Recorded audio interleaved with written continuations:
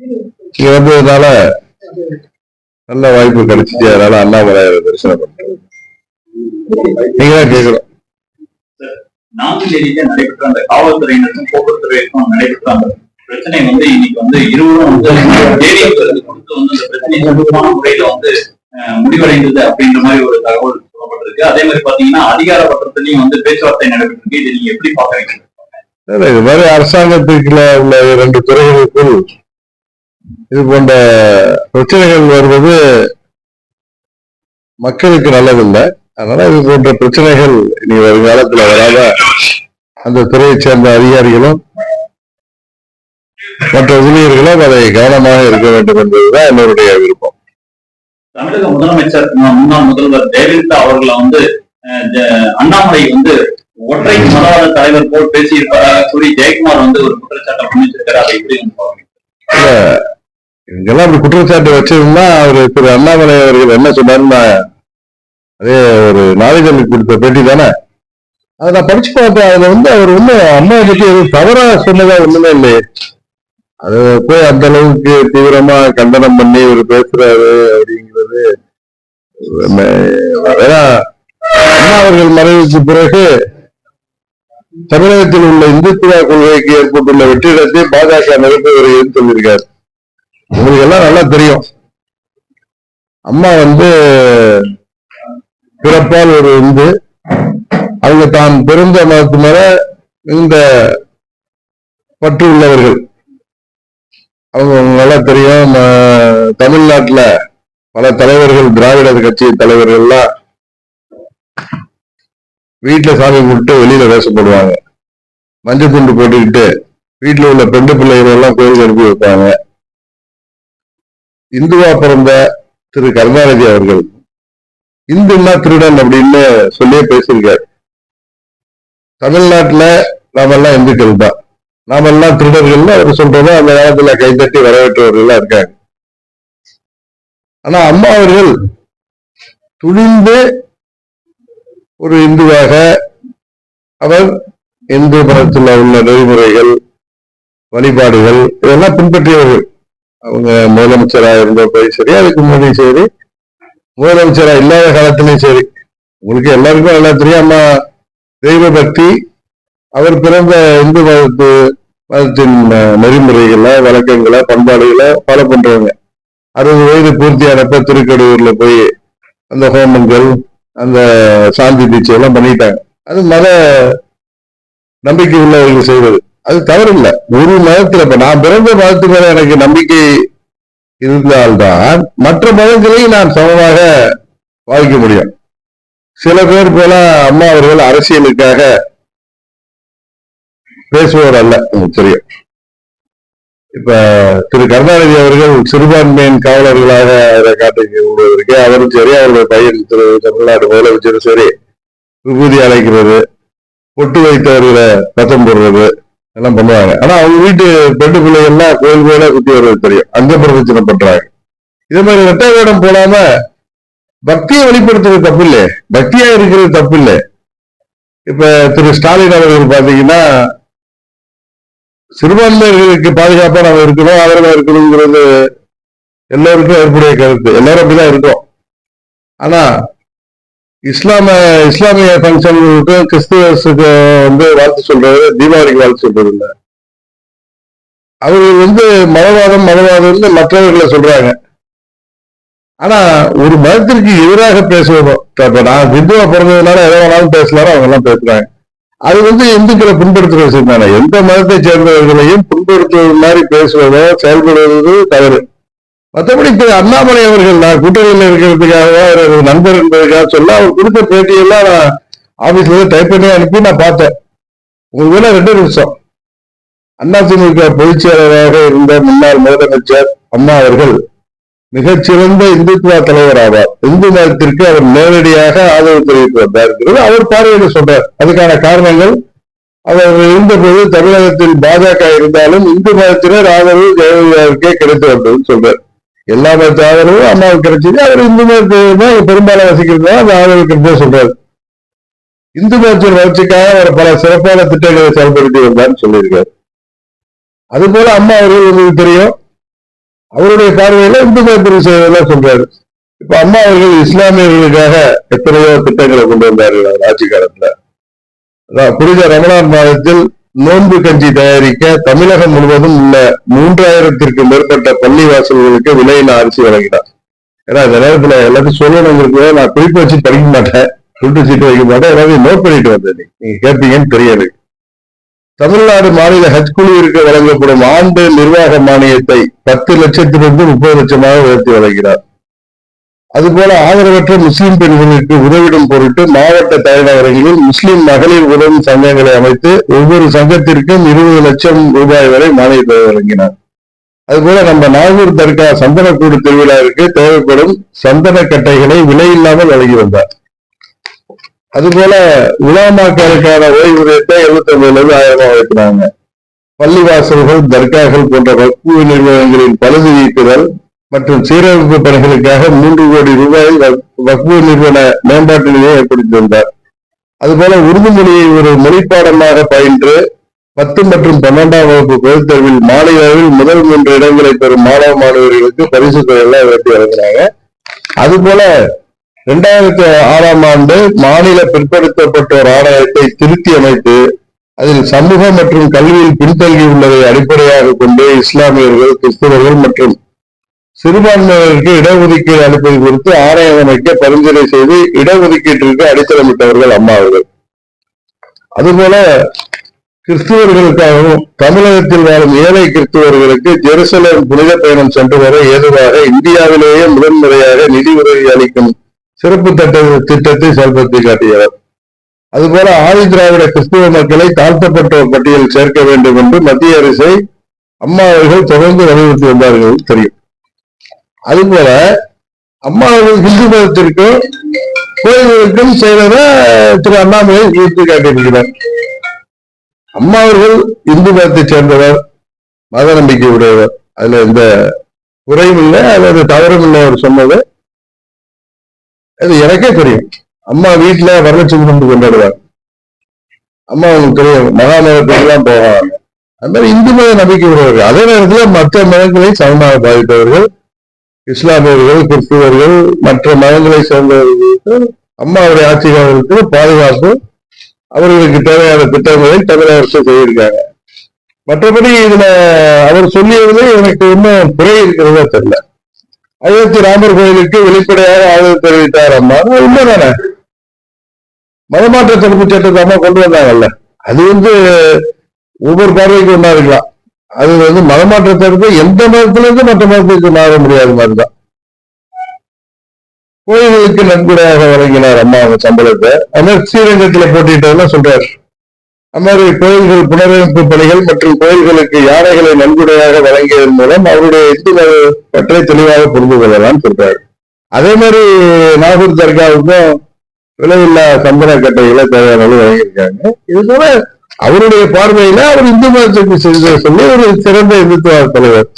நமது பார்வையில ஒரு மத நல்லிணக்கத்துக்கான தலைவர், சமூக நீதிக்கான தலைவர். இன்னும் சொல்ல போனா திராவிட இயக்கங்கள், உங்களுக்கு தெரியும், கடவுள் எதிர்ப்பு, பிராமண எதிர்ப்புல உருவான இயக்கங்கள்ல அம்மா ஒரு பிராமணரா பிறந்து அதே அவங்க சட்டமன்றத்துல பெருமையா சொல்லியிருக்காங்க, நான் ஒரு பிராமணர் தான். அது என்ன தப்பு இருக்கு? பிறப்புல எந்த மதத்துல எந்த சமுதாயத்துல பிறகுறது நம்ம கையில இல்லை. அதே போல அவர்கள் என்றைக்கு அம்மா எதையும் ஒளிவு மறைவின்றி வெளிப்படையாக நடந்து கொள்ளக்கூடியவர். இன்னும் சொல்ல போனா அம்மா அவர்கள் இந்து மதத்தை சேர்ந்தவர், இந்து மதத்தின் மீது பற்றுள்ளவர், இந்து மத நெறிமுறைகளை பின்பற்றுபவர். அது அவர் பாதையில இந்துத்துவ கொள்கையில பெரிய தலைவர் சொல்றார். அம்மா ஒரு பெரிய தலைவர்ங்கிறது எல்லாருக்கும் தெரியும். நம்ம பொறுத்த வரைக்கும் சமூக நீதி காத்த தலைவர் அவர். மற்றவர்கள் போல இந்துக்களை எந்த மதத்தை சேர்ந்தவர்களையும் அம்மா இழிவுபடுத்தி பேசியிருக்கிறார். அவங்க 30 ஆண்டு அரசியல் தலைவரா இருந்த காலத்துல, புரட்சி தலைவரோட இருந்த காலம். அதுக்கு பிறகு இன்னும் சொல்ல போனா திராவிட இயக்கத்துல ஒரு பிராமணர் அந்த இயக்கத்திலேயே 30 ஆண்டுகள் தலைவராக இருக்கின்ற அளவிற்கு பரிணாம வளர்ச்சி ஏற்பட்டு விட்டது. இந்த காலத்துல நான் இப்படி எல்லாம் பேசுவது, அவர் சொல்வதை அவர் அம்மா குறைத்தோ ஏதோ அம்மா மேல குறை சொல்லியோ பேசியதாக எனக்கு தெரியுது. ஏதாவது இருந்தா சொல்லுங்க, நான் பதில் சொல்றேன். ஜெயக்குமார் எதுக்கு வேணாலும் பேசுவார். ஏன்னா அதிமுகவுடைய அம்மா அவர்கள் மறைவுக்கு பிறகு அதிமுக அம்மாவோ தலைவர் இருந்த காலத்துல செயல்படுற மாதிரி போகல. அந்த இடத்தை பாஜக நிரப்பி வருகிறதுன்னு அவரு கட்சி தலைவரா பாஜகவுடைய மாநில தலைவர் சொல்றாரு. அதுதான் அந்த அளவுக்கு அதை பார்க்கலாமே தவிர அதை தாண்டி அதுல பெரிய அம்மாவை அவர் ஏதோ தாழ்த்தி பேசியதாகவோ குறைத்து பேசியதாகவோ அதை எனக்கு ஒண்ணும் தெரியல. அதிமுக இந்த இடத்தில் பாஜக நிரப்பி வருகிறது என்பதாக நம்ம எடுத்துக்கலாம். அவர் சொல்றது அந்த இந்துக்கள்ங்கிற ஒரு சப்ஜெக்ட்ல பேசியிருக்காரு. அது மாதிரி பெரும்பான்மை இப்ப அதிமுக தேர்தலில் எப்படி பண்ண போகுது 4ஆம் தேதி தெரியும். அம்மா இருந்தப்ப இருந்த கட்சி எப்படி அந்த ரிட்டையர் இருந்தோம், அந்த கட்சியில உள்ள முன்னாள் அமைச்சர்களாக இருந்தவர்கள் எல்லாம் ஒன்னா இருந்தோம். இன்றைக்கு தேர்தலை எப்படி அவர்கள் சந்தித்தார்கள் உங்களுக்கு தெரியும்.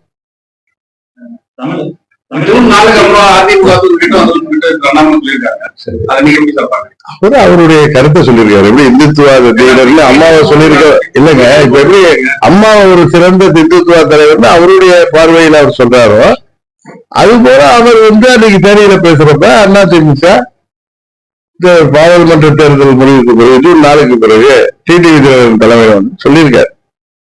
அது அவருடைய கருத்து. அதை ஒண்ணு நீங்க புரிஞ்சுக்கணும். எல்லாரும் என்ன சொல்லுவாங்க, பிஜேபி அதிமுக அழிக்க பார்க்குது, அதிமுக அழித்து பிஜேபி வளர பார்க்குதுன்னு சொன்னது பொய் என்பதை திரு அண்ணாமலை அந்த கட்சியின் தலைவராக சொல்லியிருக்காரு. ஏன்னா அதிமுக என்கிற கட்சி தேர்தலுக்கு பிறகு என் தலைமையில அவர் சொல்றது உங்களுக்கு எந்த காரண அடிப்படையில சொல்றாருன்னா, உண்மையான அம்மாவுடைய தொண்டர்களின் விருப்பத்தை நான் நிறைவேற்றுவேன் என்ற நம்பிக்கையில அவர் சொல்றாரு. நான் தலைமை பொறுப்பு என் தலைமையின் கீழ் வரணும்னு ஒரு நம்பிக்கையின் பேர்ல சொல்றாரு. பட் என்னுடைய கருத்தை நான் சொல்லியிருக்கேன். தொண்டர்கள் அனைவரும் அம்மாவுடைய தொண்டர்கள் ஒன்றிணைந்து தொண்டர்கள் யாரை விரும்புகிறார்களோ அவர்களிடம் அந்த கட்சி சேர வேண்டும் என்பதுதான் எனது விருப்பம். அதுதான் உண்மை. அது அம்மாவின் தொண்டரா எனது விருப்பமும். அதனால அவர் சொன்னதை நீங்க அந்த பாதையில பாக்குறீங்க, நான் அதை இப்படிதான் பாக்குறேன். அதிமுக நல்லா இருக்கணும், இன்னைக்கு தீவிர சுயநலவாதியா ஒரு துரோக சிந்தனை உள்ள பழனிசாமி தலைமை வைக்கிறதுனாலதான் அந்த கட்சி இன்றைக்கு பலவீனம் அடைந்து வருகிறது. அது மீண்டும் நல்லா இருக்கணும்னா இது போன்ற தலைவர்கள் கையில இருக்குன்னு சொல்றாரு. அது அவருடைய விருப்பத்தை சொல்றாரு. யாரு அது இல்ல, அவருடைய செயல்பாடு அவர் வாயில ஊத்திட்டாரு. நிர்வாகிகள் எல்லாம் துரோகம் பண்றாங்க, யாரும் சரியா செயல்படல. தலைமை எப்படி இருக்கோ அவங்க தானே அங்க உள்ளவங்க இருப்பாங்க. இவர் எல்லாருக்கும் துரோகம் பண்ணி வந்ததுனால அவருக்கு கீழே உள்ளவங்களும் அவருக்கு துரோகம் பண்றாங்க. இன்னொன்னு ஒரு தேர்தலில் வெற்றினா ஒரு மாதிரி தட்டிக்கிறதும் தோல்விதான் மற்றவங்க தலையில போறது ஒரு தலைமை பதவியில உள்ளவங்களுக்கு அளவே கிடையாது.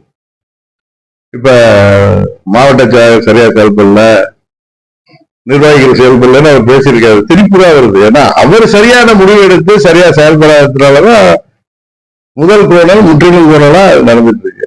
தொடர்ந்து எனக்கு தெரிஞ்சு 9 முறை அவர் தலைமையேற்ற பிறகு, முதலமைச்சரான பிறகு, ரெட்டையில அவர் கையில கிடைச்ச பிறகு, அம்மாவின் இயக்க அவர் கையில கிடைச்ச பிறகு 9 தேர்தல்கள்ல இவ்வளவு பணபலம், அதிகார பலம், கூட்டணி பலம் இருந்து அவர் தோல்விதான் அந்த கட்சிக்கு பெற்றிருந்தார். இது 10வது முறையாக அதேதான் நடக்குது. என்னதான் பணபலத்தில இருந்தாலும் அவர்களால் சோபிக்க முடியாது என்பது இந்த தேர்தல் முடிவுல தெரியுது. தமிழகத்தில் திமுக தலைவர் ஸ்டாலின் மதவாதத்தை வைத்து அரசியல் லாபத்திற்காக இரட்டை வேடம் போடுகிறாருன்னு அதை எப்படி பாக்குறீங்க? யார சொல்றாரு? நீங்க இப்ப சொல்லாம சொன்னீங்க, அவர் திமுக தலைவர் ஸ்டாலின் மதத்தை வச்சு பேசும்போது இது பண்றாரு அப்படின்னு. அவரு அவங்க அப்பா எல்லாருமே அவங்க இந்துவா பிறந்ததுனால இந்துக்கள் ஒன்றும் சொல்ல மாட்டார்கள்ங்கிற தைரியத்துல இந்துன்னா திருடன் சொல்றது, கோயில்ல உதிரி கொடுத்தா நான் வைக்க மாட்டேன் வச்சு கூட்டால அழைக்கிறது, அவங்க அப்பா பொட்டு வச்சுக்கிட்டு இருந்த ஒரு விழுப்புரம் எம்பி ஆதிசங்கரை பார்த்து பொட்டு வைத்து பார்த்து சட்டப்பட்டு பொட்டாலைன்னு சொன்னது போட்ட இது மாதிரி நடவடிக்கை எல்லாம் அது போலியான நடவடிக்கை. அது அப்படி செய்தாதான் சிறுபான்மையர்கள் அவர்களுக்கு அவர் மீது நம்பிக்கை வைப்பார்கள். தவறான உண்மையான இஸ்லாமியரோ கிறிஸ்துவரோ இல்ல எந்த மதத்தை சேர்ந்தவர்களும் மற்ற மதத்தை மதிப்பாங்க. இன்னொரு மதத்தை நம்பிக்கைய மதத்துல விபூதி வைக்கிறதெல்லாம் வைக்கக்கூடாது, அலட்சியம் செய்யறத விரும்ப மாட்டாங்க. அதுதான் உண்மை. அவர்களுக்கு வந்து எந்த மேலையும் அவர்களுக்கு விருப்பம் கிடையாது. அவர்கள் ஓட்டுக்காக எவ்வளவு. சரி, இப்போ 6 கட்ட தேர்தல் நடந்திருக்கு. இதுல வந்து காங்கிரஸ் தான் வெற்றி பெறும், பாஜக வந்து காங்கிரஸ் வந்து பேசிட்டு இருக்காங்க. இதுக்கு உங்களோட கருத்து? காங்கிரஸ் பேசுறது கேட்டாருக்கு எவ்வளவு பேசலாம். ஜூன் 4ஆம் தேதி தெரிஞ்சிடும். மீண்டும் மோடி அவர்கள் இந்தியாவின் பிரதமராக என்ன 304 சீட்டு வாங்குறாங்க, அதை விட அதிகமாக எண்ணிக்கையில தான் வெற்றி பெற்று ஆட்சி அமைப்பார் என்பதுதான் எங்களுக்கு எல்லாம் கிடைக்கிற தகவல். அமைச்சர் செல்லூர் ராஜு வந்து காங்கிரஸ் தலைவர் ராகுல் காந்தி அதை தப்பா எடுத்துக்கலாம். அவர் வந்து செல்லூர் ராஜு வந்து ஒரு ராகுல் காந்தி வந்து ஏதோ ஒரு ஹோட்டல் உட்கார்ந்து எல்லாரோட சாப்பிடறத புரோகாங்கிரம் இருந்து பாராட்டிட்டாரு. பாராட்டாரு, அது வந்து தப்பு இல்லையா? அப்புறம் முழுவதும் இல்லாத தன்புதான், வேற ஒன்றும் இல்ல. பதவிக்காக எதை வேணாலும் இல்லைன்னா ஒருத்தர் அதாவது ஒரு ஸ்பேடு தான் சொல்லணும். பேரறிஞர் அண்ணா வழி வந்தவருங்கிறாங்க. ஆனா அண்ணா நான் மாற்றான் தோட்டத்து மல்லிகைக்கும் மனம் உண்டுன்னு சொன்னவர். அது தைரியமா சொல்லணும். அதுல என்ன தவறு இருக்கு? அதனால அது அது ஏதோ சொல்லிட்டு பின்வாங்குறாருன்னா அவருடைய கூட ஆகும். இன்னும் எத்தனை பின்வாங்கல் இருக்கு போது பாருங்க. ஏற்கனவே கிளியரா சொல்லிட்டு சவுக்கு சங்கர் ஒரு பத்திரிகையாளர், எனக்கு நல்ல அறிமுகமானவர். ஆனா அவர் அந்த பேசிய பேசல யூடியூப்ல பத்திரிகை ஊடகத்தை சேர்ந்தவர் தவறான பதிவு பண்ணல. பத்திரிகையாளர் நான் தமிழ்ல எதை சொல்லனா ஊடகத்துறை சேர்ந்தவர். அது யூடியூப் வந்து ஊடகத்துல இருக்குல்ல. இல்ல அப்படி நீங்க அங்கீகாரம் பண்ணல. சரி சார், இல்ல அவர் தான் டைவர்ட் பண்றாரு. ஊடகத்துறை வந்து யூடியூபா இருந்தாலும் டிவியா இருந்தாலும் பத்திரிகையா இருந்தாலும் எல்லாமே வந்து ஊடகம் தான்.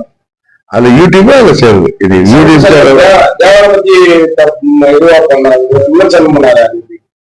சவுக்கு சங்கர் பொதுவாக எதிர்மறையா பேசி அதுல பாப்புலாரிட்டி ஆகலாம்னு நினைக்கிறவரு. அவர் வந்து பல நாட்களாக அவர் பேசி வருவது தவறான கருத்துக்களை அவர் அவர் இன்னமும் பெரிய அச்சம் தர மாதிரியும் மற்றவர்கள் எல்லாரும் வந்து தப்பு பண்ணவங்க மாதிரியும் ஒரு முதலமைச்சர். இப்ப நான் எதிர்கட்சிக்காரன் தான், அதுக்காக முதலமைச்சரை போய் நம்ம தரக்கிறதா பேசுறது நம்மளுடைய தரப்பு தான் காமிக்கும்.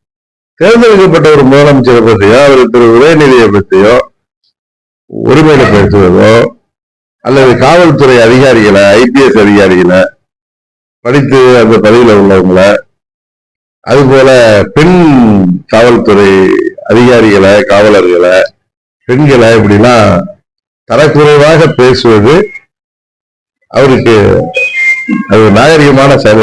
அது உண்மையை கண்டிக்க சேர்க்க வேண்டியது. அதுக்காக அவரை வந்து கைது செய்த நடவடிக்கை மற்றவர்களுக்கு ஒரு பாடமா இருக்கும். அவர் சொன்னாலும் நான் சொல்றேன், ஜனநாயகத்தின் முக்கியமான தூண் வந்து ஊடகம்.